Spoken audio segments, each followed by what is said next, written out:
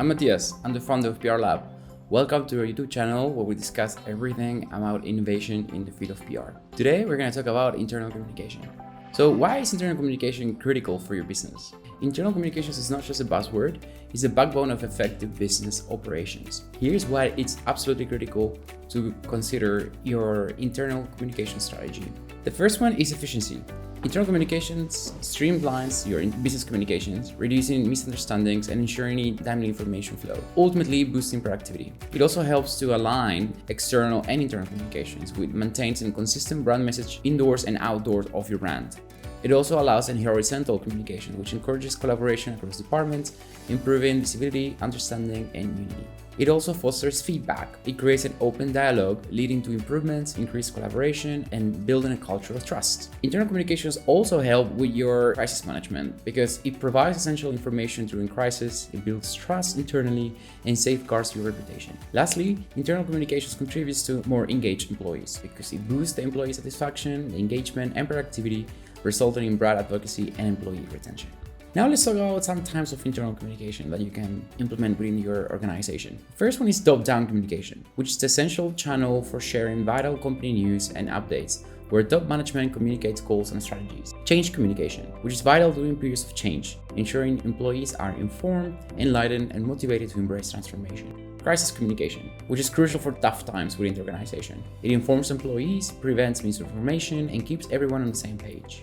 Crisis management, which is vital for preparedness for handling crisis, including recovery and reputation management post-crisis. Employee engagement campaigns, which are activities that improve engagement from feedback surveys to wellness initiatives.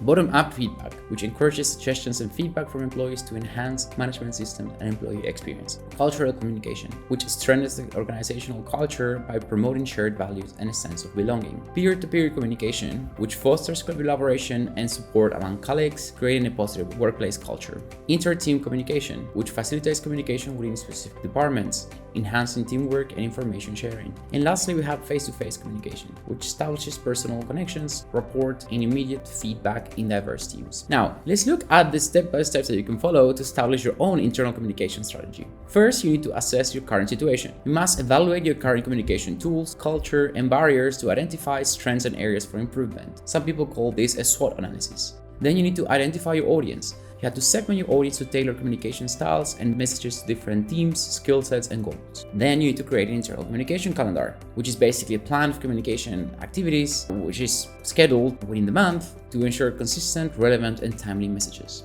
The next step is to decide on key messages. You have to define your core messages that reflect your organization's values, culture, priorities, and brand identity. Then you need to select the channels, which is crucial for the implementation of your internal communication strategy. You must determine the most effective communication channels based on the preferences of your audiences, considering variation and timing. Some organizations, for example, they leverage their internal newsletters, where some others they have intranets, some others they just would rather do everything via informal communications channels such as Slack or Google Meets, Google Chats, or Microsoft Teams. It really is up to the audiences that you're targeting, is the channels that you're going to select for your internal communications. Understanding and respect. You have to prioritize understanding and respect by listening to others, being aware of cultural differences, and encouraging feedback. Lastly, you have to be honest. You have to foster an environment of honesty and transparency, welcoming feedback and addressing concerns.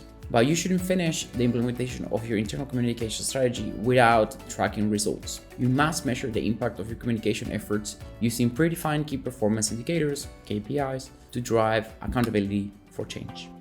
Internal communications in 2023, it's a field that is changing mainly because of the influence of AI. AI is changing the way people communicate and work, and same goes for the way we analyze results and we understand the performance of our campaigns and initiatives. Thank you so much for joining this session. I hope you enjoyed it as much as I did, and please subscribe to our channel below to stay up to date with more videos from PRLab. Thank you.